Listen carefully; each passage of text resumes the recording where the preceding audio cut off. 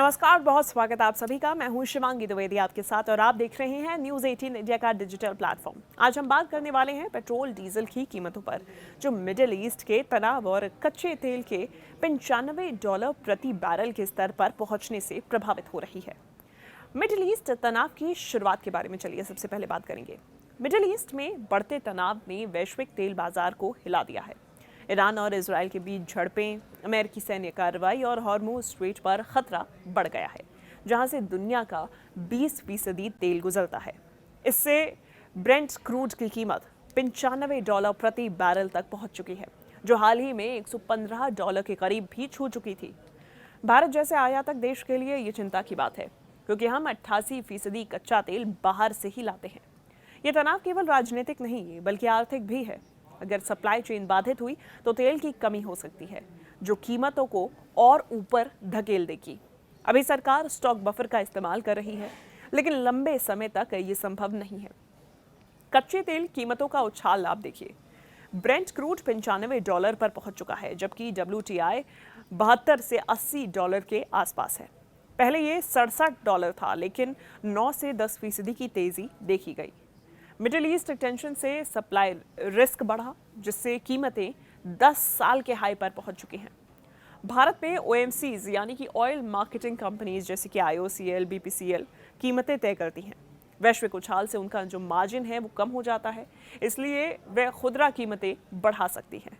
लेकिन अभी premium petrol में ₹2 से ₹2.3 की बढ़ोतरी हुई, रेगुलर में नहीं। भारत में बात की जाए पेट्रोल डीजल की मौजूदा कीमतों की, देखिए दिल्ली में पेट्रोल ₹94.72 के हिसाब से मिल रहा है और डीजल ₹87.67 के हिसाब से प्रति लीटर के हिसाब से देखा जा रहा है। मुंबई, कोलकाता, चेन्नई में भी स्थिर है, लेकिन प्रीमियम वेरिएंट्स महंगे हो गए हैं। इंडस्ट्रियल डीजल 20% ऊपर है, जो लॉजिस्टिक्स को प्रभावित करेगा। अब ऐसे में सरकार ने एक्साइज ड्यूटी स्थिर रखी है, जो बफर का काम कर रही है। लेकिन अगर क्रूड $110 पर टिका रहा तो 15 से ₹22 प्रति लीटर की बढ़ोतरी संभव है भारत के अंदर। अब चलिए शहरवार आपको बताते हैं कि पेट्रोल और डीजल की क्या कीमतें हैं, कितने रुपए पर प्रति लीटर के हिसाब से देखा जा रहा है। दिल्ली में अगर पेट्रोल की बात करें तो ₹94.72 प्रति लीटर के हिसाब से ये दाम है। वहीं डीजल 87.67 प्रति लीटर के हिसाब से देखा जा रहा है। मुंबई में पेट्रोल 103.50 और डीजल ₹92 के हिसाब से प्रति लीटर के हिसाब से देखा जा रहा है। कोलकाता में पेट्रोल के दाम ₹99 और डीजल के दाम 90.50 पर बने हुए हैं। चेन्नई में सबसे महंगा अभी तक का ₹101 पेट्रोल और ₹94 डीजल के दाम देखे जा रहे हैं। अभी देखिए कीमतें स्थिर हैं। सवाल उठता है क्यों? भारत ने डाइवर्सिफिकेशन किया है। रूस अमेरिका से सस्ता तेल लिया और पर्याप्त स्टॉक बनाए रखा, अभी तक में 3 महीने का, और OMC मार्जिन से बफर भी ले लिया।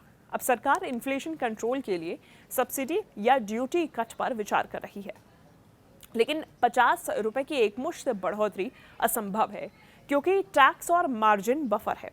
PM मोदी ने एनर्जी सिक्योरिटी पर जोर भी दिया है। देखिए बढ़ोतरी का असर कैसे देखा जाएगा? अर्थव्यवस्था पर ट्रांसपोर्ट कॉस्ट ऊपर हो जाएगा, यानी कि सब्जी, दूध से लेकर हर चीज महंगी हो जाएगी। इन्फ्लेशन 1 से 2 रुपए, माफ कीजिएगा, इन्फ्लेशन जो है वो 1 से 2% तक बढ़ सकता है। लॉजिस्टिक्स, मैन्युफैक्चरिंग इससे प्रभावित होगा। शेयर बाजार में ऑयल स्टॉक्स भी गिर सकते हैं। देखिए LPG शॉर्टेज का जो खतरा है वो ग्रामीण अर्थव्यवस्था पर दबाव बनाएगा। रुपया कमजोर होने से इंपोर्ट बिल बढ़ चुका है। GDP ग्रोथ 0.5% से प्रभावित हो सकती है। कुल मिलाकर उपभोक्ताओं पर इसका क्या असर पड़ेगा, ये सीधा सवाल है। कार बाइक मालिकों के लिए महीने का खर्च जो है वो 500 से 1000 रुपए तक बढ़ जाएगा, ज्यादा हो जाएगा। टैक्सी, ट्रक ड्राइवर सबसे ज्यादा प्रभावित होंगे। 2 पहिया वालों को CNG LPG पर स्विच करने की सलाह दी जा रही है। तो वहीं घरेलू अगर बजट की बात करें तो वो थोड़ा टाइट दिखा जाएगा। महिलाएं, मध्यम वर्ग पर इसका सीधा बोझ पड़ेगा, लेकिन इलेक्ट्रिक व्हीकल्स को बढ़ावा अब जरूर मिलेगा।